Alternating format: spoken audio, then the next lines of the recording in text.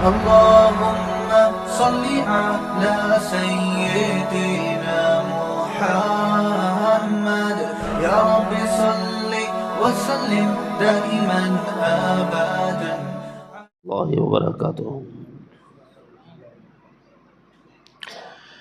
الحمد لله رب العالمين والعاقبة للمتقين والصلاة والسلام على أشرف الأنبياء والمرسلين محمد وعلى آله وأصحابه أجمعين وعلى من تبعهم بإحسان إلى يوم الدين. أما بعد، أعوذ بالله من الشيطان الرجيم. بسم الله الرحمن الرحيم.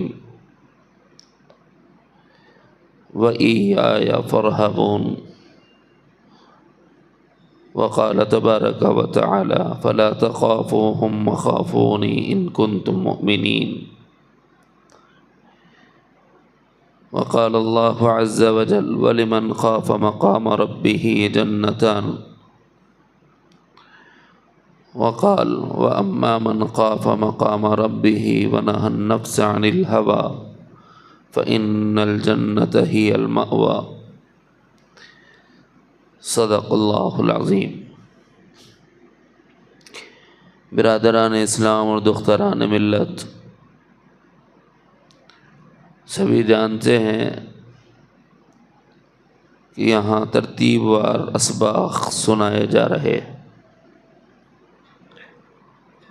ترتیب میں جو ہمارا سبجیکٹ ہے، موضوع ہے، وہ ہے مقامات سلوک. اور مقامات سلوک میں مقامات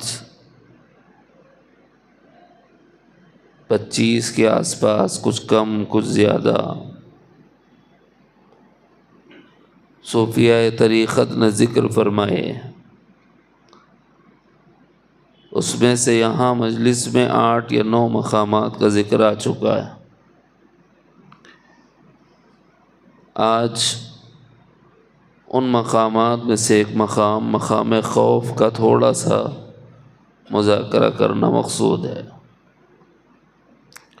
ممکن ہے کہ ایک مجلس میں کچھ اشارات آ جائیں اور اسی کو کافی سمجھا جائے. یہ بھی ممکن ہے کہ اگر ضرورت سمجھی جائے تو کچھ حصہ مضمون کا اگلی کسی مجلس میں سنایا جائے.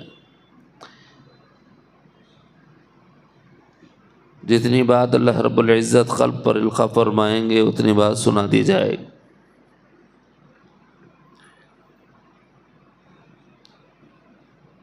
انسان سے ڈر اور خوف یہ مطلوب ہے.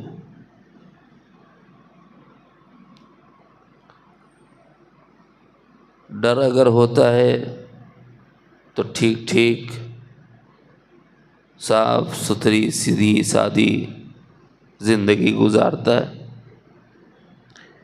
اور اگر ڈر نہیں ہوتا تو بے فکری زندگی ہوتی ہے. لڑپن جس کو ہم کہتے ہیں، بے پرواہ، بغیر فکر کے، فکروں سے آزاد منمانی، یہ طبیعتوں میں پیدا ہو جاتی ہے. اس کو ایک مثال سے سمجھیے. ایک گھر ہے، اس گھر کا نظام 2 طرح چلتا ہے. ایک طرح یہ ہے کہ ماں شفقت کا مظاہرہ کرتی ہے، لاڈ اور محبت کا مظاہرہ کرتی ہے، رأفت، مودت، رحمت کا مظاہرہ کرتی ہے. اگر اس گھر میں، جس گھر میں ماں یہ کیفیت والی ہو، باپ میں اگر تھوڑی سختی نہ ہو، تو پھر اب یہ گھر کا نظام درہم و برہم ہو جاتا ہے. ماں باپ کے لاڑ و پیار میں اولاد آوارہ ہو جاتی ہے، بے پرواہ زندگی، لاپرواہ زندگی گزارنے لگ جاتی ہے. تو گھر کے اس نظام کو مستحکم کرنے کے لیے اگر ماں رأفت و محبت کا مظاہرہ کر رہی ہے تو باپ کو چاہیے کہ تھوڑا سا ڈر رکھے بچوں کو، تنبیہ، زجر و توبیخ، وقتاً فوقتاً صحیح اور غلط کا امتیاز اور تمیز۔ اس سے کیا ہوتا ہے، بچے خوابوں میں رہتے ہیں، بے خوابو نہیں ہوتے۔ مگر یہ جورو مرد بنڈی کے دو بیلا ہیں، سمجھ لیے تو اچھا ہے، نہیں سمجھے تو نقصان ہے۔ اماں اتنی محبت کرتی، اتنی محبت کرتی، اتنی محبت کرتی، بابا کا ڈر بٹھا رہی، انہیں غلط نہیں کر رہی۔ یہ بولتی ہے کہ دیکھ تیرے بابا آئے تو مارتے، ٹھیک ہے، لیکن دھیرے دھیرے اس زمانے میں جو عیب پیدا ہو گیا خواتین میں اس طرف تھوڑی توجہ ہماری خواتین کو دلانا چاہتا ہوں۔ اب بچوں کے اندر باپ کا ڈر اتنا بٹھایا کہ جیسے باپ کوئی ظالم ہو، کوئی جابر ہو، کوئی ایسا درندہ ہو کہ گھر میں آتا ہے تو چیر پھاڑ جناب والا، بس اس کا آنا نہ آنا ہی بہتر ہو، یوں حوا بنا کر بچوں کے سامنے رکھ دیا جاتا ہے۔ نتیجے کے اعتبار سے بچے بچپن سے ماں سے قریب اور باپ سے دور ہوتے جاتے۔ یہ چونکہ زندگی کے تلخ تجربات ہیں، اس کے بعد یہ سنایا جا رہا، مشاہدات ہیں، اس کے بعد یہ بتایا جا رہا، معلومات اور اخبار ہیں، اس کی بنیاد پر بتایا جا رہا ہے کہ ماں نے اتنی محبت کا مظاہرہ کیا کہ بچہ ماں کے طرف راغب ہو گیا، باپ کا اتنا ڈر بٹھایا کہ اس باپ کی عظمت ہی ختم ہو گئی، اور اس قدر بعد پیدا ہو گیا طبیعت میں کہ گویا باپ سے کوئی تعلق ہی ہمارا نہیں۔ اب اس بڑھاپے میں جانے کے بعد وہ باپ جس نے اپنی اولاد کے لیے اپنی ہڈیاں تک گلا دی ہیں، وہ باپ جس نے اپنی اولاد کی تعلیم کے لیے رات کی تاریکیوں کو نہ دیکھا ہو، دن کے اجالوں اور سخت گرمیوں کو نہ دیکھا ہو، بارش کی صعوبتوں کو نہ دیکھا ہو، یہ سب کیوں کر رہا ہے؟ تاکہ بیوی گھر میں سکون سے کھانا کھائے، کپڑے پہنے، زیب و زینت اختیار کرے، تاکہ بچے اچھی تعلیم حاصل کریں، عافیت اور راحت کی زندگی گزارے۔ یہ وہ قربانیاں ہیں جو باپ در پردہ دے رہا ہے بازار میں یہ قربانیاں، لیکن بچوں سے پردے میں ہے، اور ماں اس کا انکشاف اور اظہار کبھی اپنے بچوں پہ نہیں کر رہی۔ نتیجے کے اعتبار سے بچوں میں باپ سے بعد اور دوری، اور جب باپ بڑھاپے کو پہنچتا ہے تو اسی باپ کی بعد طبعی کی وجہ سے کوئی بیٹا خدمت کرنے کو آمادہ اور تیار نہیں۔ تو میری بہنوں، ایک بات یاد رکھنا، خدا کی قسم اگر کوئی ایسے باپ کو جو اپنے بچوں کے لیے ہڈیاں گھلائے، صرف ہم چھوٹی سی غرض میں آ کر اپنی اولاد کو باپ سے دور کرتے ہیں نا، تو پھر وہ دن دور نہیں، کل تم کو بھی لات مارنے والے ہوں۔ طریقہ تربیت کیا ہونا چاہیے؟ توازن ہو۔ باپ کا ڈر تو ہو بچوں کو، لیکن ساتھ یہ احساس بھی دلایا جائے یہ باپ تمہارے لیے وہ ہے جو راتوں کو جاگتا ہے۔ جب تم بخار میں صبح سے شام تک دھوپ میں کام کر کے آیا ہے، گھر پہنچا تو خبر ملی ہے کہ بچے کو بخار چڑھ گیا ہے، ماں سے کہہ رہا ہے کہ صبح سے تم گھر کے کام کاج میں تھک گئی ہو، لاؤ میں دواخانہ لے جاؤں، دوائیں دلاؤں۔ طبیب کے پاس لے جاتا ہے، ڈاکٹر کہتا ہے کہ اس وقت ایڈمٹ کر دینا بہتر ہے۔ باپ دن بھر کا تھکا ہارا ہوتا ہے، لیکن اپنی اولاد کے لیے رات کو جاگنے کو آمادہ اور تیار ہو جاتا ہے، نیند کی قربانی دیتا ہے۔ اسے پتہ ہے کل صبح اگر وقت پر آفس نہیں جاؤں گا، میری جاب میرا باس کھا جائے گا، اور پھر اس کے بعد میرے ان بچوں کی صحت کا کیا ہوگا، ان کی دواؤں کا کیا ہوگا، ان کی تعلیم کا کیا ہوگا۔ یہ وہ قربانی ہے جو باپ دے رہا ہوتا۔ مائیں ان قربانیوں کا اظہار بچوں کے سامنے نہیں کرتی، جس کے نتیجے میں باپ سے بعد پیدا ہو جاتا ہے کہ ہمارے باپ نے کیا ہی کیا ہے، جو کچھ کیا ہماری ماں نے ہمارے ساتھ کیا ہے۔ یہ ظلم ہے، یہ دھوکہ ہے۔ یہاں تو دھوکہ دے لو گے، لیکن اللہ کے پاس کیا جواب دو؟ ہمیں اس کا بھی احساس پیدا کرنا ہے۔ اسی لیے یہ مضمون ہمارا سلسلے کے اسباق کا حصہ ہے۔ توازن قائم ہو، ماں بھی اتنا پیار نہ کرے کہ شریعت کی خلاف ورزیاں بھی ہو رہی ہیں تو لاڑ اور محبت اور پیار کے تمغے دیے جا رہے ہوں۔ نہ جب ماں دیکھے کہ خلاف شرع کوئی امر بچے سے صادر ہو رہا ہے، ماں تربیت کرتے ہوئے ڈانٹ دے، اور پھر اس کے بعد جتنی محبت کا اظہار کرنا ہے کرے۔ باپ کا ڈر ضرور بٹھائے لیکن عظمتوں کے ساتھ بٹھائے۔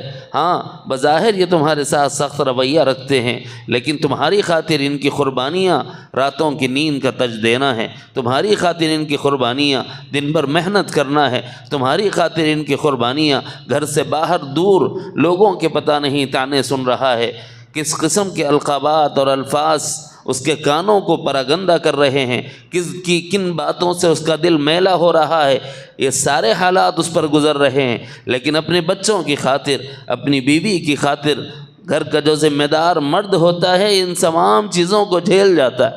تو یہ ماں کا کام ہے کہ بچوں کے ذہنوں میں بٹھائے ڈر کے ساتھ ساتھ۔ ایسے باپ سے ڈرنا ہی چاہیے، یہ لائق تعظیم ہے عظمت کی وجہ سے۔ اب کیا ہوگا؟ ادھر ماں کی محبت ہے اور ادھر باپ کا ظاہری سخت رویہ ہے۔ یہ ظاہری سخت رویہ بچے کی تربیت ایسی کرتا ہے کہ گھر کا نظام ٹھیک چل رہا ہوتا۔ بات ایک سمجھ آ گئی؟ مثال جو ہوتی ہے کان نہ ہونا ضروری نہیں ہوتا، لیکن قریب الفہم کرنے کے لیے ہوتی ہے۔ ایک دوسری مثال دیتا ہوں۔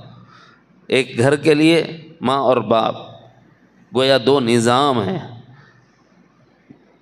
ایسے ہی کسی مدرسے میں، کسی اسکول میں دو قسم کے اساتذہ ہوتے ہیں۔ کچھ اساتذہ پیار اور محبت اور شفقت سے بچوں کو پڑھا دیتے ہیں، بیٹے تم پڑھ لو تو تمہیں انعام دوں گا، تم پڑھ لو تو تمہیں چاکلیٹ دوں گا۔ اسکول میں بھی ہوتا ہے، ٹیچرز بچوں کو ہمت افزائی کرتی ہیں، حوصلہ افزائی کرتی ہیں تو انعامات کی ترغیب دیتی ہیں۔ مدارس میں اساتذہ میں بعض اساتذہ کرتے، لیکن چیئرمین کا، پرنسپل کا ایک خوف، ایک ڈر ہوتا ہے، اور اگر یہ ڈر نکل گیا تو نتیجہ کیا ہوگا؟ اسکول اور مدرسے کا نظام درہم و برہم ہو جاتا ہے۔ جہاں بچے ڈرتے ہیں وہیں بڑوں کو بھی ڈرنا پڑتا ہے، کیونکہ نظام ان کے ہاتھ میں۔ جب یہ ڈر نکل جاتا ہے تباہی ہوتی کہ نہیں ہوتی؟ نظام درہم و برہم ہوتا ہے کہ نہیں ہوتا؟ سیم ایک تیسری مثال لے لیجیے اسی بات کو سمجھنے کے لیے۔ ملوک ہیں، ممالک ہیں، ان ممالک کا اپنا ایک نظام ہوتا ہے۔ ممالک کے نظام کو قابو میں رکھنے کے لیے ایک طرف اعزازات ہیں، انعامات ہیں، اکرامات ہیں، تمغہ جات ہیں کہ صاحب آپ نے اس ملک کے لیے کیا کیا، آپ کا کارنامہ کیا ہے، اس کے لیے آپ کو یہ میڈل ہے، برونز میڈل ہے، سلور میڈل ہے، گولڈ میڈل ہے، شیلڈ ہے۔ یہ اعزازات ہو رہے ہیں، اکرامات ہو رہے ہیں، چیکس ہیں جناب والا، کبھی تحفے میں مکانات دیے جا رہے ہیں، کبھی جاب آفر کی جا رہی ہے۔ کیوں صاحب؟ آپ نے ملک کے لیے یہ کام کیا، لہٰذا آپ کا اکرام ملک اس طرح کرتا ہے کہ آپ کو اعزازات سے نوازا جاتا ہے۔ اور اگر کوئی قابل فخر کارنامہ سرحدوں پر انجام دے تو بہادری کے میڈلز ہیں، ملتے نہیں ملتے؟ یہ ہے انعامات کا ایک پہلو، اکرامات کا ایک پہلو۔ لیکن اسی ملک کے نظام کو قابو میں رکھنے کے لیے صرف شفقت اور رحمت نہیں ہوتی صاحب، جیل بھی ہوتا ہے، پولیس اسٹیشن بھی ہوتا ہے، عدالت بھی ہوتی ہے، کچہری بھی ہوتی ہے، کٹ گھرے بھی ہوتے ہیں، ذلت و رسوائی بھی ہوتی ہے، زجر و توبیخ اور تنبیہ بھی ہوتی ہے، سزائیں بھی ہوتے ہیں، جرمانے بھی ہوتے ہیں۔ ارے صاحب اتنے اچھے ملک میں یہ کہیں کو بتا، اگر یہ نہیں رہا سسٹم، سارا ملک کا نظام تہس و نہس ہو جاتا۔ اب بلا تشبیہ و تمثیل، بہت ہو گئی مثالیں، اب بلا تشبیہ و تمثیل گھر کی مثال دے دیا، مدرسہ اسکول کی مثال دے دیا، ملک کی مثال دے دیا، اب تو مثال کی ضرورت نہیں ہے۔ اب تو اتنا ذہن میں بیٹھ گیا ہوگا کہ صاحب نظام کائنات کو چلانے کے لیے بھی حق تعالی جل جلالہ عم نوالہ کو انہی دو نظاموں کی ضرورت تھی۔ اسی لیے حق تعالی نے فرمایا جو ایمان لا کر اعمال صالحہ کے روش پر چلے گا، تمہارا رب تم سے وعدہ کرتا ہے کہ اس کو جنت کی آرام گاہوں میں پہنچائے گا، اور نعمات جنت سے انہیں پھل کھلائے گا، اور لباس جنت سے انہیں آراستہ کرے گا، اور حوران جنت سے ان کا نکاح کرے گا، اور غلمان جنت ان کے خدمت کو حاضر باش ہوں گے، اور ان کے سامنے جام گردش کرائے جائیں گے، ایسے عظیم الشان جام کہ ان جاموں کے پینے کے بعد فرحت و انبساط بڑھ جائے گا، سرور بڑھ جائے گا، مدہوشی اور بے ہوشی نہیں ہوگی۔ جنت اور نعمات جنت کا تذکرہ ہے، کس کے لیے ہے صاحب؟ الا من تاب وآمن وعمل عملا صالحا، جو توبہ کریں، ایمان لائیں، اعمال صالحہ کی زندگی گزاریں۔ ان الذين آمنوا وعملوا الصالحات كانت لهم جنات الفردوس نزلا، بلا شبہ جو لوگ ایمان لائیں گے اور اعمال صالحہ کے روش کو اختیار کریں گے، ان کے لیے اللہ تعالیٰ نے ایک نظام بنایا ہے اپنی رحمت کا، اپنی محبت کا۔ وہ نظام یہ ہے کہ تم انعامات سے سرفراز کیے جاؤ، ایسے انعامات لا تراہ العیون، تمہاری آنکھوں نے کبھی نہ دیکھا ہو۔ کیسے انعامات؟ ولا تخالطہ الظنون، جہاں تک تمہارے ذہن کی پرواز نہ ہوئی ہو وہ ملے گا، تمہاری سوچ سے باہر کی چیز۔ بلکہ یوں مان لو کہ ایک طرح کی خدائی حق تعالی جل شانہ اہل جنت کو عطا فرما دیں۔ وہ چیزیں بھی دے گا، وہ رب وہ چیزیں بھی دے گا جسے تم اپنی زبانوں سے مانگو گے، اور وہ چیزیں بھی دے گا جو صرف تمہارے خیال میں آ گئی، تم نے ابھی زبان پر اس کو نہیں لایا اور خدا سے تم نے اس کو نہیں مانگا، صرف تمہارے خیال میں آئی وہ بات۔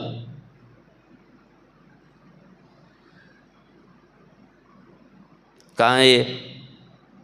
جنت میں۔ اس دنیا کے نظام کو ٹھیک ٹھاک رکھنے کے لیے اللہ نے لوگوں کو ایمان سے، اعمال سے، تقوی اور طہارت کی زندگی سے، اجتناب عن المعصیت کی زندگی سے جوڑ دیا، اور اس کے نتیجے میں اعلان فرما دیا انعامات کا، اعزازات کا، اکرامات کا۔ لیکن برعکس اس کے اگر کوئی اس دنیا کے نظام کو بگاڑ دے تو پھر حق تعالی جل شانہ اس نظام دنیا کو بگاڑنے والے کو بے اعتبار انجام متنبہ کر رہے ہیں۔ کیا فرما رہے ہیں؟ اگر تم کفر کی روش پر چلو گے اور ایمان کو چھوڑ دو گے تو تمہارا ٹھکانہ جہنم بنا دیا جائے گا، جہاں سزاؤں میں سانپ بھی ہیں، بچھو بھی ہیں، اژدہے بھی ہیں، جہاں سزاؤں میں آگ کے انگارے بھی ہیں، اور سزاؤں میں لوگوں کے جسموں سے نکلنے والا ریزش بھی ہے، رینٹ بھی ہے، خون بھی ہے، پیپ بھی ہے، پسینہ بھی ہے۔ جو اہل جہنم کے جسموں سے نکلے گا وہ دوسروں کی پیاس بجھانے کے کام میں لیا جائے گا، اور پھر وہاں رہنے والوں کے لیے کھانے کو جو چیز دی جائے گی، بھوک کی شدت کا حال یہ ہوگا کہ کھانا مانگے گا۔ زقوم نام کے درخت سے اسے پھل کھلایا جائے گا جس کے اطراف و اکناف کانٹے بھرے ہوئے ہوں گے، نہ چاہتے ہوئے بھی بھوک کی شدت کی وجہ سے مجبوراً کھا لے گا، اور نتیجہ یہ ہوگا کہ ساری انچڑیاں لے کر وہ پھل دوسرے راستے سے نکل جائے گا، انچڑیاں بھی باہر۔ نہیں صاحب میں تو کھاؤں گا، اس نہیں، تمہارا خیال ہے کھانا پڑے گا۔ شدت بھوک تمہیں ایسی مجبور کرے گی کہ زقوم کھانا پڑے گا۔ ان شجرۃ الزقوم طعام الاثیم کالمہل یغلی فی البطون کغلی الحمیم خذوه فاعتلوه الى سواء الجحیم۔ یہ کیا ہے؟ حق تعالی جل شانہ کی بنائی ہوئی کائنات، اور اس کائنات کو ایک نظام میں جکڑنے کے لیے، امن و امان کو قائم رکھنے کے لیے، ظلم و فساد کو روکنے کے لیے حق تعالی جل شانہ نے ایک مقام امن بھی بنایا، مقام انعام بھی بنایا، اور نافرمانی کرنے والوں کے لیے بطور سزا جہنم کا ٹھکانہ بھی اللہ نے تیار کر رکھا ہے۔ تو دو نظام ہو گئے کہ نہیں ہو گئے؟ گھر میں ماں باپ دو نظام چلاتے ہیں، ماں پیار سے چلاتی ہے، باپ تھوڑا سختی کرتا ہے۔ اسکول میں بعض ٹیچرز محبت سے پڑھاتے ہیں، بعض تھوڑی سختی کرتے ہیں۔ مدرسوں میں تھوڑے مدرسین رأفت و محبت کا مظاہرہ کرتے ہیں اور تھوڑی سخت روش اختیار کرتے ہیں تاکہ نظام مدرسہ قابو میں رہے۔ اگر یہ نظام نہ ہو نا تو پھر میں نے کہا ماں بھی پیار کرے اور باپ بھی پیار کرے، گھر کا نظام بگڑ جائے۔ ایسے ہی اسکول اور مدرسے میں سب پیار کرنے والے ہوں، اسکول کا نظام اور مدرسے کا نظام بگڑ جائے۔ ایسے ہی ملک میں صرف انعامات ہوں، سزائیں اور جیلیں نہ ہوں، تو پھر ملک کا نظام بگڑ جائے۔ ایسے ہی دنیا کے بعد ٹھکانے جنت اور جہنم کے نہ ہوں تو نظام دنیا بگڑ جائے گا۔ اس کو قابو میں رکھنے کے لیے پروردگار عالم ہم سے دو چیزیں بھی چاہتے ہیں۔ گھر میں بھی دو چیزیں چاہیے، مدرسہ اور اسکول میں بھی دو چیزیں چاہیے، ممالک میں بھی دو چیزیں چاہیے، دنیا میں بھی دو چیزیں چاہیے۔ اور حق تعالی جل شانہ نے یہ دو چیزیں جو ہمیں عطا فرمائیں، اس کو سلوک میں دو مقامات سے تعبیر کرتے ہیں۔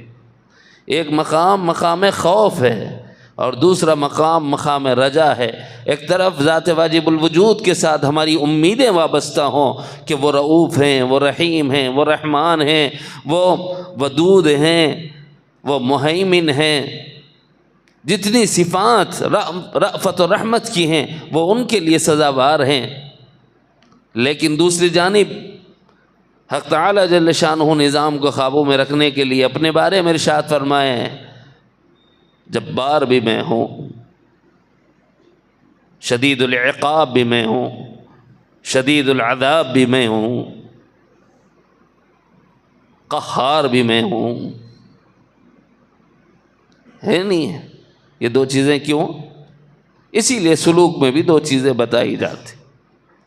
ایک ہے ذات واجب الوجود سے امیدوں کا وابستہ ہونا، ٹھیک ہے امید رکھو، لیکن اتنی امید کہ خوف ختم ہی ہو جائے، یہ پسندیدہ نہیں ہے، نظام بگڑے گا۔ پھر صرف امید ہی امید سے نظام بگڑتا ہے، تو پھر خوف بھی ہے، اور یہ خوف ایمان کا تقاضا ہے۔ اللہ رب العزت نے قرآن مجید میں ارشاد فرمایا وَإِيَّايَ فَارْهَبُونَ، اور مجھ ہی سے ڈرو۔ رہب کہتے ہیں ڈرنے کو۔ ترغیب اور ترہیب ایک کتاب ہے، ترغیب میں شوق والی باتیں ہیں اور ترہیب میں ڈراوے والی باتیں ہیں۔ ایک میں شان جمال کا مظاہرہ ہے اور دوسرے میں شان جلال کا مظاہرہ ہے، اسی سے رہب ہے۔ وَإِيَّايَ فَارْهَبُونَ، اس حصر کو غور کریں کتنی جامعیت اس میں اللہ نے لی ہے۔ قرآن بھی بڑا عجیب ہے، اس کو جو جتنا سمجھ کر پڑھے گا اتنا کھلتا جائے گا۔ سورہ فاتحہ کو پڑھتے کہ نہیں پڑھتے؟ وہیں سے لے لیتا ہوں مضمون کو۔ ایک لفظ ہم پڑھتے ہیں نماز کی ہر رکعت میں ایاک نعبد، اور دوسرا لفظ پڑھتے ہیں وایاک نستعین۔ اس میں جامع حصر ہے، یعنی آدمی یہ اقرار کر رہا ہے کہ اللہ تیری ہی عبادت کرتا ہوں، ساتھ ہی اسی میں یہ بھی ہے۔ یہ بھی کیا ہے؟ تیرے غیر کی عبادت نہیں کرتا۔ یہ حصر ہے اس میں، دو باتیں ہیں، جملہ ایک ہے تجدید کی وجہ سے ایا، تجدید کو دو بار پڑھتے نہیں پڑھتے، اس لیے دو معنی ہیں۔ ایک معنی یہ ہے کہ تیری ہی کرتا ہوں، دوسرے معنی یہ ہے کہ تیرے غیر کی نہیں کرتا۔ اور دوسرا جملہ بھی وہی قریب المعنی ہے، وَإِيَّاكَ نَسْتَعِينُ، اللہ تجھ ہی سے مدد مانگتا ہوں، یعنی تیرے غیر سے مدد نہیں مانگتا، یعنی غیر کی نفی بھی ہو اور حق کا اثبات بھی ہو۔ نفی و اثبات کی جمع سے کلمہ مکمل ہوتا ہے۔ فَمَن يَكْفُرْ بِالطَّاغُوتِ وَيُؤْمِن بِاللَّهِ، پہلے کفر کی نفی مطلوب ہے اور پھر ایمان مطلوب ہے۔ فَمَن يَكْفُرْ بِالطَّاغُوتِ، طاغوت کے معبود ہونے کی نفی کی جائے اور اللہ ہی کے معبود برحق ہونے کا اقرار کیا جائے، یہ ایمان ہے۔ فَمَن يَكْفُرْ بِالطَّاغُوتِ وَيُؤْمِن بِاللَّهِ فَقَدِ اسْتَمْسَكَ بِالْعُرْوَةِ الْوُثْقَىٰ، پھر اب اس نے مضبوط حلقہ تھام لیا، ایسا حلقہ کہ پھر اس کے بعد وہ بھٹکے گا نہیں۔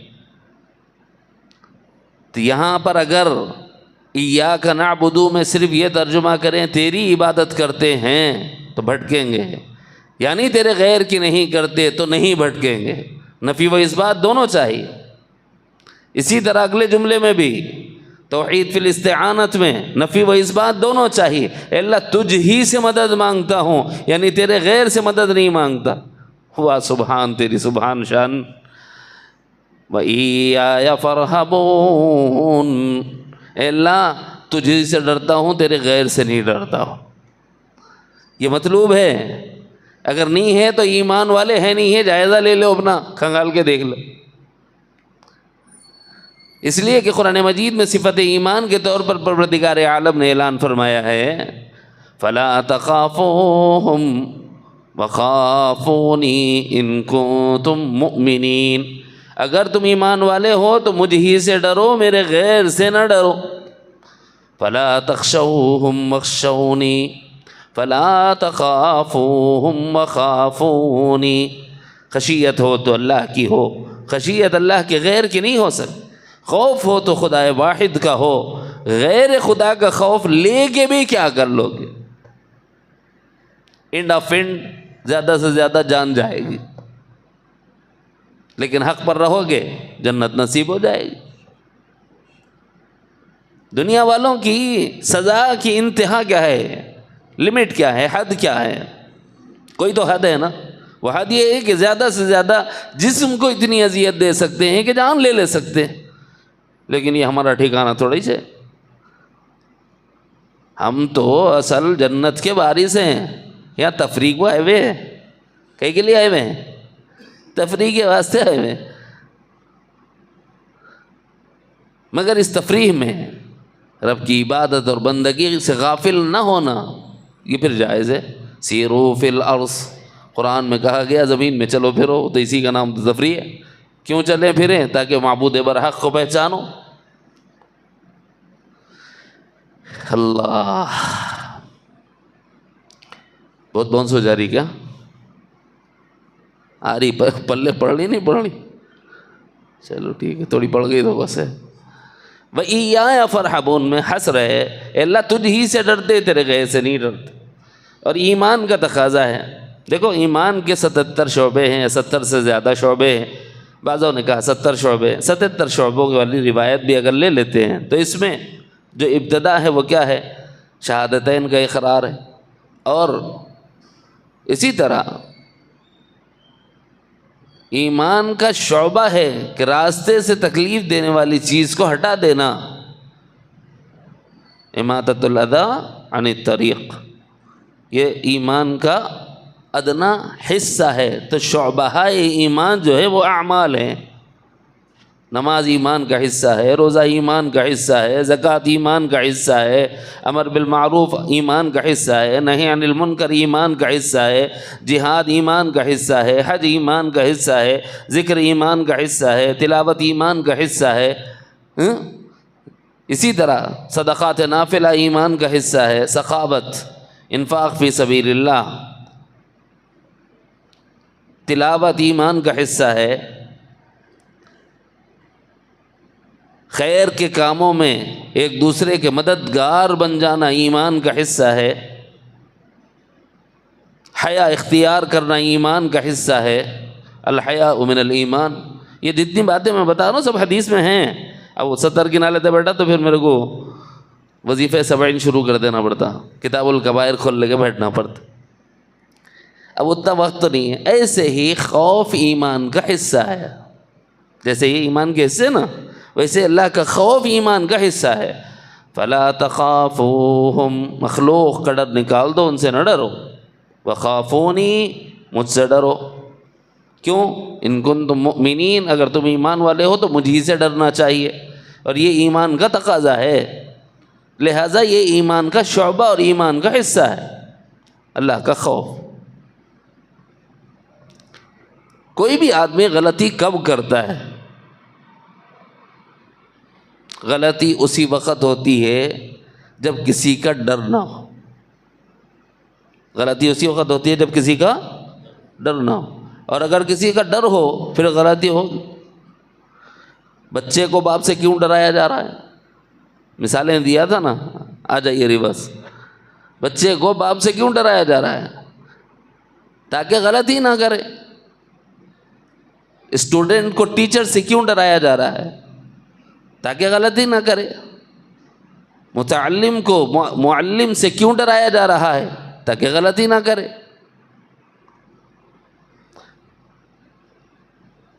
لوگوں کو پولیس سے اور فوج سے کیوں ڈرایا جا رہا ہے؟ تاکہ لوگ غلطی نہ کرے۔ سمجھ میں آئے؟ پھر لوگوں کو جہنم سے کیوں ڈرایا جا رہا ہے؟ عذابات جہنم سے کیوں ڈرایا جا رہا ہے؟ تاکہ لوگ غلطی نہ کریں۔ جب دنیا میں غلطی نہیں کرو گے 2 فائدے ہوں گے۔ ایک فائدہ دنیا اچھی ہو جائے گی، مگر اس دنیا میں غلطی سے روکنے کے لیے ہر ایک چاہ رہا دوسرا غلطی نہ کرے۔ یہ سب سے بڑی غلطی ہو رہی ہے۔ میں چاہ رہا ہوں آپ اچھے ہو جائیں اور آپ چاہ رہے ہیں میں اچھا ہو جاؤں۔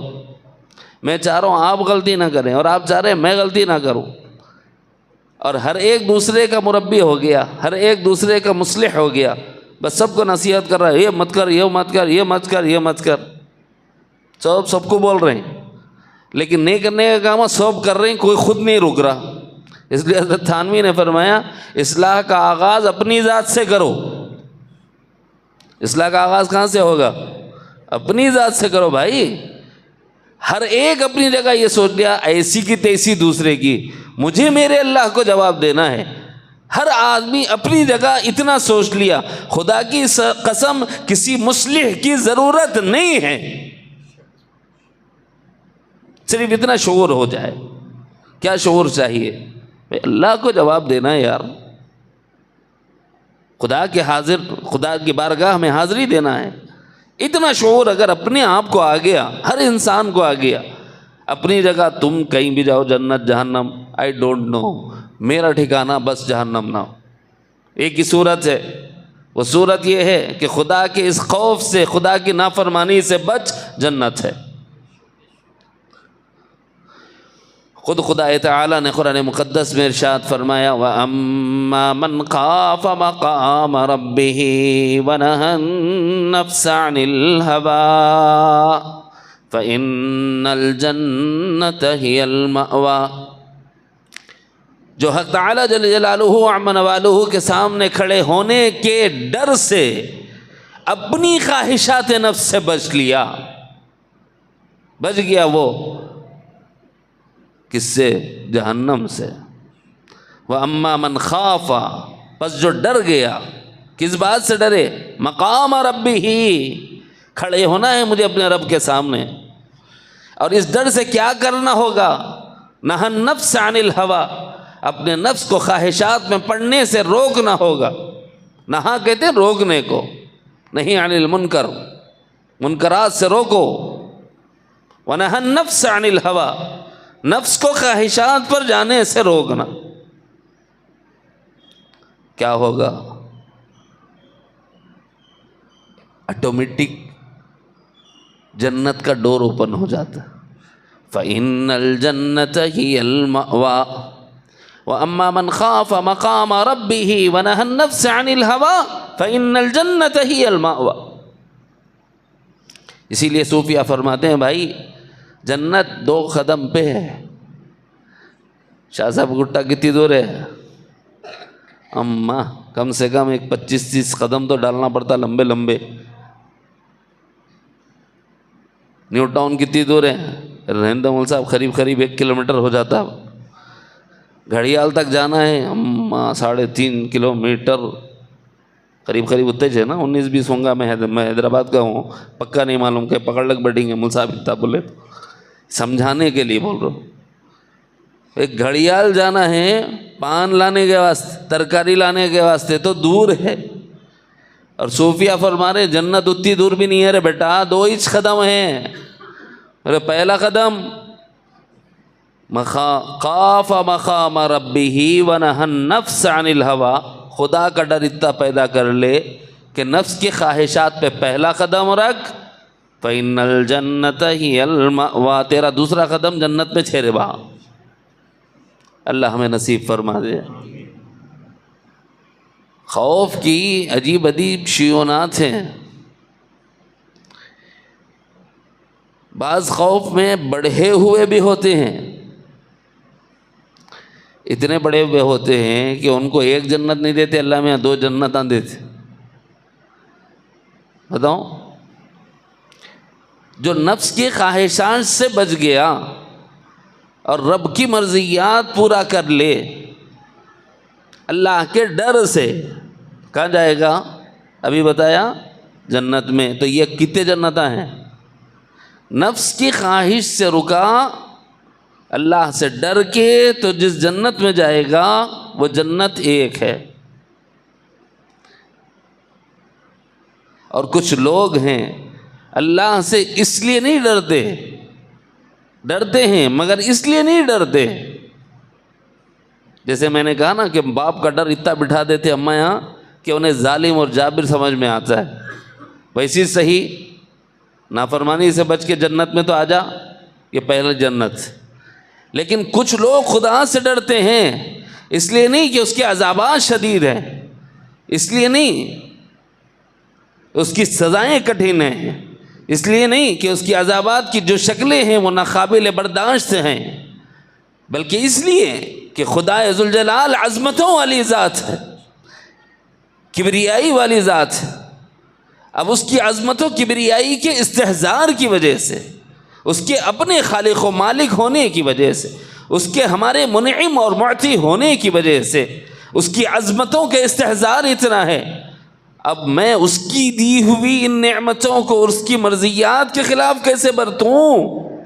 جب یہ سوچ کر اللہ سے ڈرتا ہے، میں نمازیں تو پڑھ رہا ہوں لیکن وہ بے نیاز ذات ہے، چاہے تو کہہ دے کہ مجھے تمہاری نمازیں منظور نہیں. وہ بے نیاز ذات ہے، چاہے تو کہہ دے تمہارے روزے مجھے منظور نہیں. وہ بے نیاز ذات ہے، چاہے تو کہہ دے تمہاری زکاتیں اور تمہارے حج مجھے منظور نہیں. تمہارا جہاد، تمہارا امر بالمعروف، تمہارا نہیں عن المنکر مجھے منظور نہیں. وہ بے نیاز ذات ہے، چاہے تو ہمارے ذکر کا انکار کر دے اور چاہے تو ہماری تلاوتوں کا انکار کر دے. ایسی بے نیاز ذات سے ڈرنا چاہیے. اس کے عذاب سے نہیں ڈرتا، اس کی ذات سے ڈرتا ہے. وَلِمَنْ خَافَ مَقَامَ رَبِّهِ جَنَّتَانِ. اب اللہ ایسا ڈرنے والے کو جو اس کی عظمتوں سے ڈرتا ہو، ایک جنت نہیں دیتے، جنتان، 2 جنتیں دیتے. ہونا نہیں ہونا؟ اگر مردوں سے پوچھا میاں آفر لگا ہوا ہے، تمہاری بیگم لگائی آفر، آج ایک ساڑی دلا دو، کل تمہاری دوسری شادی میں میچ گواہ، ریڈی؟ ہر ایک بولیں گا سب کو پیچھے کرو مول صاحب، میں سب سے سامنے ہوں، بولیں گا. اللہ میں آفر لگا دی ہے. جہنم تو مشرکوں کو ڈرانے کے لیے ہے، کافروں کو ڈرانے کے لیے ہے، یہود و نصارہ کو ڈرانے کے لیے ہے. اے غلامان محمد، کیا تمہیں بھی جہنم سے ڈرانا پڑے گا؟ تمہیں تو عظمت الہی کا استحضار ہونا چاہیے. جب تم عظمت الہی کا استحضار کر لو گے، اس کی عنایات کا تصور کر لو گے، تو تمہارے دل میں ایک بات پیدا ہو جائے گی، کہیں میں خدا کی نگاہ محبت سے گر نہ جاؤں. پھر تمہارے جو اعمال ہیں، یہ اعمال تمہیں 2 جنتوں کا وارث بنائیں گے. اللہ ہمیں نصیب فرمائے. مگر بہت تھوڑے ہیں ایسے اس میں جانے والے. سلۃ من الاولین وقلیل من الآخرین. اللہ نے یہ سب تذکرہ سورہ رحمان میں، سورہ واقعہ میں کیا ہوا ہے، باہر کی نہیں سنا تھا مولوی. قرآن حدیث سے ہی استخراج و استنباط ہوتا ہے. ایک جنت تو ان لوگوں کے لیے ہے جو کفر و شرک سے بچ جائیں گے، جہنم سے نکال لیے جائیں گے، جنت میں ڈال دیے جائیں گے. بس ٹھیک ہے بھائی، کامیاب ہو گیا. فمن زحزح عن النار وادخل الجنت فقد فاز. اس کو ڈراتے ہیں وما الحیات الدنیا الا متاع الغرور. یہ گزشتہ مجلس کی زہد والی آیت تھی نا، اس کے بعد کے یہ مقامات ہیں. جب زہد پر آؤ گے، پھر اس کے بعد معصیت کے عزائم، ارادے، خیالات، وہم، شکوک پیدا ہوں گے. ایسے میں خدا کا خوف، اب 2 طرح کا خوف ہوتا ہے. ایک خوف خدا کے عذابات کا، عذابات کی شکلوں کا، ان کی شدتوں اور ان کی تکلیفوں کا، اور دوسرا خوف کہیں میرا رب ناراض نہ ہو جائے، کہیں میرا رب ناراض نہ ہو جائے. دیکھو بھائی، ایک آدمی عشق کر بیٹھا. ہمارے پاس نوجوان بچے بہت زیادہ ہیں، عاشقیوں کے چکر میں ذرا کم پڑو رہے. اماں پسند کر کو لائی قبول ہے بولے بعد میں کتنا عشق کرتے کرو، اس سے پہلے نہ کو کرو بس۔ کسی کو کسی سے محبت ہو جائے تو محبوب مارتا ہے کیا؟ محبوب سے کوئی تکلیف کا ڈر ہے کیا؟ ارے چھوڑ لے بھائی، ایک چاکلیٹ کھلا دے کے منا لیتا ہوں، ہوتا نہیں ہوتا؟ میرے کو معلوم اس کو کیسا منانا۔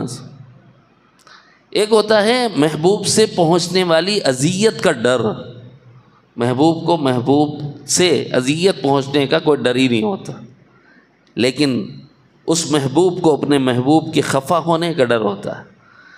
میسیجز بند ہو گئے، اب کیا حال ہوتا؟ یار پتہ نہیں میری کون سی بات سے ناراض ہو گئے۔ اگرچہ یہ فانی مثال ہے، بے باقی مثال ہے، ناپسندیدہ مثال ہے، کبھی کبھی ناپسندیدہ مثالیں بھی پسند سے قریب کرنے کے لیے مفید مطلب ہو جاتی ہیں، اس لیے عرض کی جا رہی ہے۔ کسی کو اگر کسی لڑکی سے محبت ہو جائے اور وہ اس کے میسیجز بند ہو جائیں، صرف بند ہو گئے، اب کیا خوف ہے؟ یار میں تو ایسی کوئی کام نہیں کیا، میں تو ایسا کوئی عمل نہیں کیا جس کی وجہ سے یہ ناراض ہو جائے، میرا فون بند ہے، میرا فون نہیں اٹھاتی، میرا بات نہیں کرتی۔ عاشق کو یہ تکلیف ہوتی کہ نہیں ہوتی؟ جب فانی عشق کا حال یہ ہے، اگر خدا سے عشق ہو جائے پھر کیا حال ہوگا؟ وہ خدا ذوالجلال ہے، وہ عظمتوں والا بے مثال ہے، اگر وہ ناراض ہو جائے گا تو میں خدا کی نگاہوں سے، اس کی نظر رحمت سے، اس کی نظر کرم سے دور ہو جاؤں گا۔ اب یہ جو خوف پیدا ہو رہا ہے یہ اس کے عذاب کا نہیں ہے، اس کی عظمت کا خوف، اور یہ مطلوب ہے سلوک میں۔ تلوین میں عذاب سے ڈرایا جاتا ہے اور تمکین میں عظمت سے ڈرایا جاتا ہے، یہ چلتے رہتی ہے، روٹین ہے اس کی۔ قبض اور بسط بھی ہوتا ہے اور اس میں خوف و رجا بھی ہوتا ہے، اور اس خوف و رجا میں تلوین اور تمکین بھی ہوتا ہے۔ اللہ تعالی ہمیں اس کی فہم نصیب فرما دے۔ آخری وقت ایک کیفیت مطلوب ہے، اگر وہ مل گئی بہت بڑا تیر مار لیے سمجھ لو۔ یہ بات سنا کر اپنی بات ختم کروں گا، لیکن اس سے پہلے ایک دو ضمنی باتیں مگر ضروری ہیں، اس لیے عرض کرنا چاہ رہا ہوں۔ دیکھو، طبیعت انسانی میں خوف بھی ہے اور امید بھی ہے، ہر انسان میں ڈر بھی ہے، امید بھی رکھتا ہے۔ مشاہدات بھی ہیں جس سے معلوم ہوتا ہے کس سے ڈرنا ہے اور کس سے نہیں ڈرنا ہے۔ اگر کوئی بچہ اپنے ہاتھ میں پھول کی پنکھڑی پکڑ لے، ہم نہیں ڈرتے، کیوں؟ ارے بہت ملائم و لطیف ہوتا ہے، خوشبودار ہے نا، اسے ڈرنے کی کیا ضرورت ہے؟ کھیلنے دو بچہ پھول سے، لیکن اسی کے نیچے کانٹا ہوتا ہے، اگر اس شاخ پہ کانٹا لگا ہو ہم اس سے ڈرتے ہیں۔ ایک سے ڈر نہیں ہے، دوسرے سے ڈر ہے۔ کس بات کا؟ کہیں یہ چبھ نہ جائے، اذیت نہ پہنچ جائے، تکلیف نہ ہو جائے۔ تب ایسی صورت میں اگر کانٹا دیکھتے ہیں تو باپ بے قرار ہو جاتا ہے بچے کے ہاتھ میں، ماں بے قرار ہو جاتی۔ ہماری طبیعتیں دو طرح کے مشاہدات کرتی۔ ایک مشاہدہ یہ ہے کہ کوئی کسی کا گھر جلا دیتا ہے، خدا نخواستہ گیس برسٹ ہو گیا، سلنڈر بلاسٹ ہو گیا، نتیجے میں خدا نخواستہ کسی کی جھوپڑی کو آگ لگ گئی۔ بظاہر یہ نظر آ رہا ہے کہ اہل خانہ بے یار و مددگار ہو گئے، بے آسرا و سہارا ہو گئے، ان کا گھر جل گیا، یہ بظاہر نظر آ رہا۔ تو ہماری ذہنوں میں ایک بات بیٹھی ہوئی اس مشاہدے کی وجہ سے کہ بھئی آگ کا کام تو جلا دینا ہے، اس لیے جب آگ ہوتی ہے نا اس کے قریب ہم نہیں جاتے۔ اگر ہمارا بچہ جا رہا ہو ہم روک دیتے ہیں، نہ بابا نہ، اس سے دور رہو، یہ اچھی چیز نہیں، کیونکہ اس کی طبیعت میں، اس کی صفت میں یہ بات ہے کہ جب اس کی طرف کوئی جاتا ہے تو وہ اسے جلا دیتی ہے۔ ہم اپنے بچوں کو آگ سے دور رکھتے ہیں، لیکن اسی بچے کی ماں اگر آگ کے پاس گئی، کیا بولتے ہیں؟ بیگم ذرا اور جلدی پکا سکے تو اچھا ہے، تھوڑی آگ بڑھا لو، بھوک دبا کے لگ رہی ہے۔ ارے بھائی وہ بیچاری کو نہیں جلائے گی لیکن اس کا تجربہ اسے بچا لے گا۔ یہی آگ ہے، سبب منفعت بھی ہے، اور یہی آگ ہے لیکن سبب مضرت بھی ہے نہیں؟ دونوں چیزیں اس میں لگی ہوئی ہیں۔ مشاہدہ یہ ہے کہ بیشتر اس سے نقصان ہوا ہے، بیشتر اس سے نقصان ہوا ہے۔ گھر جل گئے ہیں، آباد گھر ویران ہو گئے ہیں، ہنستے مسکراتے گھر سنسان ہو گئے ہیں، کھیت کھلیان ہو گئے ہیں اسی آگ کی وجہ سے۔ تو اس مشاہدے سے ہمیں یہ سبق ملا کہ نہیں صاحب، آگ سے ہمیں بھی بچنا چاہیے، ہمارے بچوں کو بھی بچانا چاہیے۔ چھری ہے، چھری کی صفت میں ایک بات پائی جاتی ہے، چھری تربوزے پہ گرے خربوزے پہ گرے، یا خربوزہ تربوزہ چھری پہ گرے کاٹ دیتی ہے، صفت اس کی کاٹنا ہے نا۔ اب ہمارے اندر ان میں ان اوصاف کے مشاہدے کی وجہ سے آگ کے، اور ان اوصاف کے مشاہدے کی وجہ سے چاقو کے، اور ان اوصاف کے مشاہدے کے جو کاٹے کے ہیں، ہم کیا چاہتے ہیں؟ جب بچہ اس کے قریب جا رہا ہو تو فوری کہتے ہیں رک جا بھائی رک جا۔ اگر ہماری آواز پہ سہمتا نہیں، چونکتا نہیں، رکتا نہیں، ڈرتا نہیں، بچہ ہے۔ ہمارے بچپن کا ایک قصہ یاد آ گیا۔ ہمارے قریبی عزیز تھے، نام نہیں لیتا، یہیں کا قصہ ہے۔ ہمارے غوث بھائی کے مکان میں ہم لوگ رہا کرتے تھے جب، اب غوث بھائی نے وہ مکان خرید لیا۔ کل رات گئے تو پورا قصہ یاد آیا۔ وہاں ایک آنگن تھا، ہماری والدہ نے ہمارے عزیز سے کہا کہ بھائی ذرا اندھیرا ہے، کرنٹ گیا ہوا ہے، بارش ہے، ذرا جا کے وہ چیز وہاں سے لے کے آؤ۔ بولے تو انہوں بولے چپڑو، میں نہیں جا رہا ہوں باہر۔ بولے کئی کو وہ تو کتوں کے بھونکنے کی آوازیں بھی آ رہے ہیں، کتوں کے بھونکنے کی آوازیں بھی آ رہے ہیں۔ تو ہمارے امی کیا کرے، چھوٹی بچی بھی تھی وہاں پر، ان سے بولے جا کے لے کے آ بیٹے۔ بولے تو ٹھیک ہے بول کے وہ 1 منٹ میں گئے بھی ہوں، جا کے لے کے آ بھی گئے، لا کے دے دیے۔ بولے چھوٹی بچی سے تو بھی شرم کر، عقل نہیں ہے، اتنا بڑا ہو گیا ڈر رہا تو اس کو عقل نہیں ہے بول کے گئی، عقل رہے تو جاتے تھی۔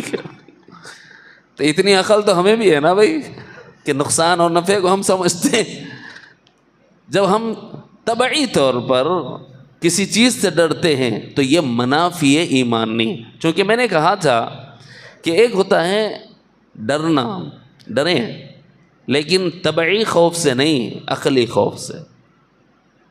طبعی خوف سے ڈرنا ایمان کے منافی نہیں ہے۔ ایک طبیعت بھی ہے، مشاہدات کی وجہ سے آگ سے ڈر، کاٹے سے ڈر، چھری سے ڈر، اندھیرے سے ڈر طبعی ہے۔ اور اگر اس میں ایمان بڑھاؤ گے تو بڑھتا ہے۔ ان کو اسباب سمجھو، اس کے پیچھے خالق باری تعالیٰ کو مسبب سمجھو، تو پھر ایسی صورت میں اسباب پر انحصار نہیں کرتا، خالق کی طرف متوجہ ہوتا ہے تو ایمان بڑھ جاتا ہے۔ طبیعت پر عقل کو غالب کرنا ہے۔ چلیے صاحب بہت ہو گئی کہانی، قرآن مجید سے کچھ سمجھا دوں۔ حضرت سیدنا موسیٰ علیہ السلام نے اپنی بیوی سے کہا انی آنست نارا سآتیکم منہا بخبر او آتیکم بشہاب قبس لعلکم تصطلون۔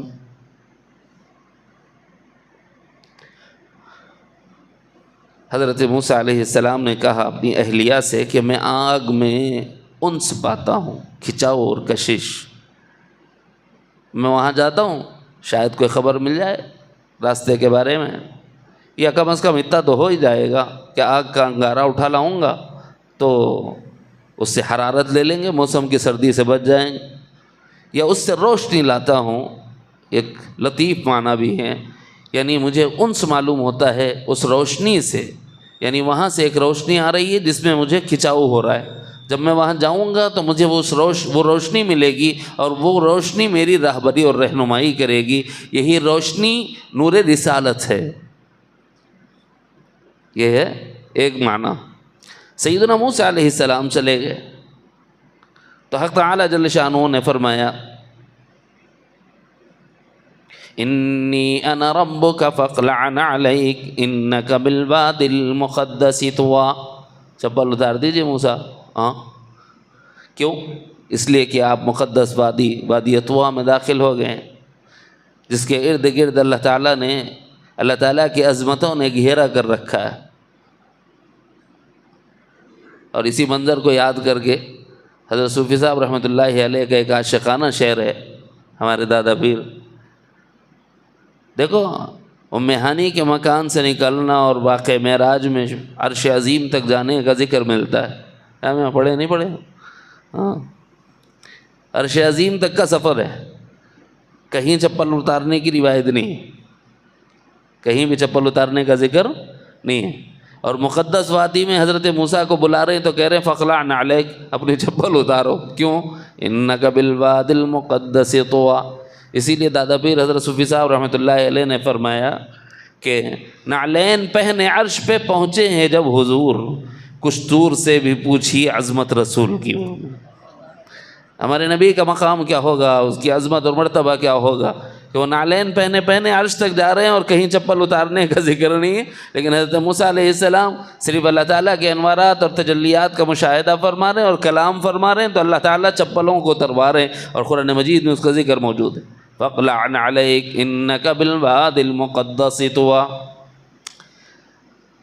تھوڑی سی انسیت بڑھانے کے لیے اللہ نے فرمایا کہ میں نے چن لیا تو میں نے لوگوں کی رہنمائی اور رہبری کے لیے، بطور دلیل تمہیں ایک معجزہ دیا جاتا ہے، ایسا کرو، تمہارے ہاتھ میں کیا ہے؟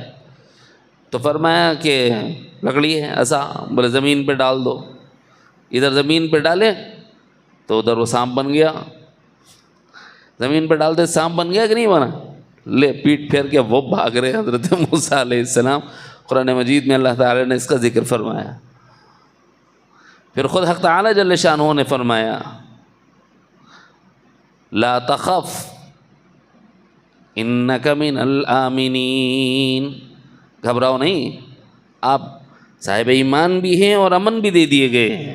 آمینین، ایمان والا بھی ہے اور امن والا بھی ہے، تمہیں امن دے دیا گیا ہے۔ ہیبت ہوتی ہے نا، سانپ کو پہلی بار دیکھے تو اگر تمہارے بیچ میں سانپ ہے بولے تو بیٹھ دے اب یہاں، اسی مسجد میں وہاں بیٹھ کر حضرت مولانا شاہ کمال الرحمن صاحب رحمۃ اللہ علیہ نے فرمایا تھا اگر میں کہوں کہ صاحب اس مجلس میں سانپ آ گیا، سانپ کوئی نہیں دکھے گا، سب پھر مل صاحب اکیلے بیٹھے ہوئے رہیں گے مائک پر۔ خوف اور ہیبت کا حال، یہ خوف کیا ہے؟ یہ خوف طبعی ہے۔ اس خوف کو کیا کہتے ہیں؟ طبیعت نے دیکھا ہے کہ سانپ ڈستا ہے جس کے اثر سے نقصان اور موت اور ہلاکت کا اندیشہ ہے، تو اس کی وجہ سے ایک طبیعت میں خوف بیٹھا ہوا ہے مشاہدے کی بنیاد پر۔ تو طبیعت سے خوف پیدا ہو کر کسی چیز سے کوئی بھاگ رہا ہے تو وہ ایمان کے منافی نہیں ہے، مگر اس چیز میں نفع اور نقصان کے مالک ذات اللہ کو جاننا، اسی کو نہیں جاننا، یہ ایمان کا تقاضا ہے۔ سانپ نہ نافع ہے نہ ضار، اللہ چاہے تو نفع ہو جائے، کبھی کبھی سانپ کے منہ میں ہیرا نکل جاتا ہے نا، تو نفع ہو گیا کہ نقصان؟ اور اگر انہوں نے ڈس لیا، نفع ہوا کہ نقصان؟ بظاہر نقصان ہو گیا، تو کبھی اسی سے نفع بھی ہو سکتا ہے، نقصان بھی۔ تو نفع اور نقصان کے مالک حقیقی ذات اللہ کی ہے۔ عالم اسباب میں اللہ تعالیٰ نے اس کو ضرر کی صفات سے آراستہ کیا۔ ایسے ہی آگ ہے، بظاہر ہمارا مشاہدہ یہ ہے کہ جلاتی ہے، لیکن اگر جلاتی ہی ہے، اس کی صفت ہی جلانا ہے، ٹھیک ہے، پھر حضرت ابراہیم کو کیوں نہیں جلائی؟ اس کی صفت ہے نا بھی جلانا، ہمارا مشاہدہ تو یہی ہے، ہمارا تجربہ تو یہی ہے، آگ جب بھی جلاتی ہے نقصان ہی پہنچاتی ہے، تو پھر حضرت ابراہیم کو کیوں نہیں جلایا؟ اب یہ عقیدہ درست کرنے کے لیے مثالیں ہیں۔ اور کیا اس وقت حضرت ابراہیم علیہ السلام کو خوف نہیں ہوا تھا؟ حضرت ابراہیم علیہ السلام کو اس وقت خوف ہوا تھا، ذکر موجود ہے۔ خوف طبعی اس کو کہتے ہیں، جیسے حضرت موسیٰ علیہ السلام لکڑی کو سانپ بنتا دیکھ کر بھاگے تھے، تو پھر اللہ نے بلایا اور یوں کہا، ایسا نہیں ہے کہ آپ بھاگ جائیں، ہاں ٹھیک ہے ٹھہر جائیے، ایک معجزہ ہے، یہ وہ سانپ نہیں ہے جس سے آپ ڈر کے بھاگ رہے ہیں، آپ کی لکڑی ہے، اٹھا لو اس کو۔ تو ابھی طبیعت آمادہ نہیں تھی، اچھا ایسا کرو ہاتھ بغل میں دے لو، اس لوگ یدک فی جیبک تخرج، جیب میں ہاتھ ڈال کے باہر نکالو، کیا ہوا؟ بیضاء، اس لوگ یدک فی جیبک تخرج بیضاء، کیا یہ بیماری سے ہے؟ نہیں، یہ بیماری نہیں ہے۔ ارے پھر اب یہ ایسا ہو گیا نا آٹومیٹک، بولے ریٹرن، سیم کاپی پیسٹ، دوبارہ ویسی کرو، دوبارہ وہی کیا، جیسے کہ ویسے، بولے یہ معجزہ ہے۔ اللہ تعالیٰ نے آپ کو دو معجزات دیے، عصا موسیٰ اور ید بیضاء۔ یہ دو معجزات دے کر فرعون کے پاس اللہ تعالیٰ نے بھیجا۔ تو اس وقت جو حضرت موسیٰ علیہ السلام کے اندرون میں پیدا ہوا خوف ہے، اس خوف کو کیا بولتے ہیں؟ خوف طبعی، کیونکہ عادت یہ دیکھ رہی ہے، مشاہدہ یہ کہہ رہا ہے کہ صاحب سانپ ڈستا ہے، اس سے بھاگو۔ ایسے ہی آگ تھی حضرت ابراہیم علیہ السلام کے لیے، جب اتنی بڑا ہے کہ ڈالنے کے واسطے جگہ نہیں تھی، یعنی حضرت ابراہیم علیہ السلام کو ڈالنے قریب بھی لے جاتے تو لے جانے والے جل جا رہے تھے، تو حضرت ابراہیم علیہ السلام کچھ بولے لگا تم ہی چلے جاؤ، گئے حضرت موسیٰ علیہ السلام، حضرت ابراہیم علیہ السلام کیا بولے؟ ہاں میں کیوں جاؤں، میرا مشاہدہ آگ جلاتی ہے، میں بے خوف جاؤں گا خودکشی کرنے کے واسطے؟ میں خود سے نہیں جاؤں گا، اگر خود سے گیا تو خودکشی، اور آگ کی صفت جلانا ہے، اور جو نقصان والی چیز ہے اس سے اپنے آپ کو بچانا، یہ خوف طبعی ہے، اور یہ ایمان کے منافی نہیں ہے، اس لیے خود حضرت ابراہیم گئے نہیں۔ پھر ان لوگوں نے منجنیق بنائی، اس میں رکھ کر ان کو جھولے کی طرح بھیج دیا۔ تو اگر کسی پر حملہ ہو اور وہ ہلاک ہو جائے تو شہید ہے، اور شہید حیات سرمدی حاصل کر لیتا ہے، حیات جاویدانی حاصل کر لیتا ہے۔ وَلَا تَقُولُوا لِمَن يُقْتَلْ فِي سَبِيلِ اللَّهِ أَمْوَاتٌ، وہ تمغہ امتیاز مل جاتا ہے۔ اس لیے سیدنا ابراہیم علیہ السلام نے کہا میں تو نہیں جانے والا، تو یہ نہیں جانا خوف طبعی تھا، لیکن جب ڈال دیا، اب دیکھو کیسے اللہ تعالیٰ کی طرف متوجہ ہیں۔ جبرائیل آگے بولے اجازت دو تمہارے کو اٹھا لے کے چلے آتے اس سے آگے، جہاں سے آ رہے نا اس کو معلوم ہے میرے کو کس چیز کی ضرورت ہے، میرے کو ضرورت تو ہے لیکن اس کو معلوم ہے تمہاری ضرورت نہیں ہے، جہاں سے تم آ رہے ہیں اس کی ضرورت۔ تو اب اس نے کیا کیا؟ چل بھائی یہ دوسرے کی طرف نظر نہیں کرتا، مجھے حقیقی نافع سمجھتا ہے تو لے میں ہی نفع پہنچا دیتا ہوں۔ یا نار کونی بردا وسلاما علی ابراہیم، خوف طبعی ہوا، ابراہیم خود نہیں گئے، ڈالے گئے، اگر جل بھی جاتے تو شہادت عظمیٰ نصیب ہو جاتی، لیکن نہیں، خدا تعالیٰ کی طرف نظر فرمائی، اور جو خدا کی طرف نظر کرتا ہے خدا اس کو نقصان نہیں پہنچنے دیتا ہے، بچا لیتا ہے، اس کو تھام لیتا ہے اس کو۔ پھر اللہ نے ایسا بچایا کہ اسباب کی ضرورت ہی نہیں رہی، براہ راست حکم۔ ہمارا اور آپ کا مشاہدہ، چھری کیا ہے؟ کاٹ دی۔ اب پھر لمبا ہو جاتا قصہ، لمبا کرے بغیر شارٹ کر دوں، حضرت اسماعیل علیہ السلام کو کیوں نہیں کاٹی بھائی؟ اگر چھری کی صفت کاٹنا ہی ٹھہری، چاہے تربوزہ اس پہ گرے یا وہ تربوزے پہ گرے، صفت تو اس کی کاٹنا ہے، تو پھر حضرت اسماعیل کو کیوں نہیں کاٹ رہی؟ کیا حضرت ابراہیم ڈر لیتے ہلو اوپر سے پھر رہے تھے کیا؟ جی نہیں، محققین نے لکھا ہے کہ حضرت ابراہیم نے تین مرتبہ اسے تیز کیا تھا، اور اتنی تیز کہ دھار دی چیک کر لی تھی کہ ہاں ٹھیک ہے اب تو اونٹ لڑکا سکتے، بولے اتنی تیز تھی۔ بلکہ یوں لکھا ہے کہ وہ تھوڑا سا یوں لگی پتھر پر تو پتھر میں شخ آ گئی تھی، اس کی تیزی کا اندازہ کرنے کے لیے۔ اس کے بعد سیدنا اسماعیل علیہ السلام کو لیٹا کر چھری پھیر رہے ہیں، فلما اسلم وتلہ للجبین، دونوں نے سر تسلیم خم کر دیا حکم خدا کے سامنے۔ تو پھر اب چھری نے کاٹا کہ نہیں کاٹا؟ حالانکہ ہمارا مشاہدہ یہ ہے کہ چھری تو کاٹتی ہے، لیکن یہاں چھری نے کاٹا ہے، اسماعیل کو نہیں کاٹا۔ تو اب یہاں عقیدہ کیا ہوگا؟ جن اشیاء میں نقصان وصفاً پایا جاتا ہے، ضرر تکلیف وصفاً پائی جاتی ہے، اس کو ٹوٹی سمجھیں ٹاکی نہیں۔ اس کو کیا سمجھیں گے؟ ٹوٹی۔ خوف طبعی تو آئے گا لیکن ایمان کے منافی نہ ہونا چاہیے۔ اب اس خوف طبعی پر خوف عقلی کو غالب کرو۔ اب یہ بولو کہ اگر اللہ چاہے تو اس سے نقصان ہوگا، اور اگر اللہ نہ چاہے تو اس سے کوئی نقصان نہیں ہوگا۔ یہ ہے خوف عقلی، اور ہم سے خوف عقلی مطلوب ہے۔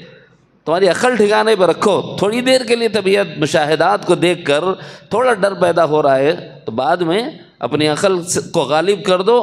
اب نافع اللہ ہیں، زار اللہ ہیں، مالک و مختار اللہ ہیں، وہی نفع اور نقصان پر قادر ہیں، وہ چاہیں تو نفع پہنچے، وہ نہ چاہیں تو نقصان پہنچ جائے۔ تو یوں ہمارا عقیدہ اور نظریہ بنا کر خوف عقلی کو غالب کر لینا نمبر 1۔ اور خوف عقلی 2 جگہ، ایک عذابات جہنم سے ڈر کر کرنا کوئی اتنا بھی کر لیا تو جہنم سے بچا لیا جائے گا. خواہشات سے وَأَمَّا مَنْ خَافَ مَقَامَ رَبِّهِ وَنَهَى النَّفْسَ عَنِ الْهَوَىٰ. لیکن یہ ٹھیک ہے، مطلوب تو ہے لیکن مقصود نہیں. مقصود اس سے آگے کی چیز ہے. مقصود اس سے آگے کیا ہے؟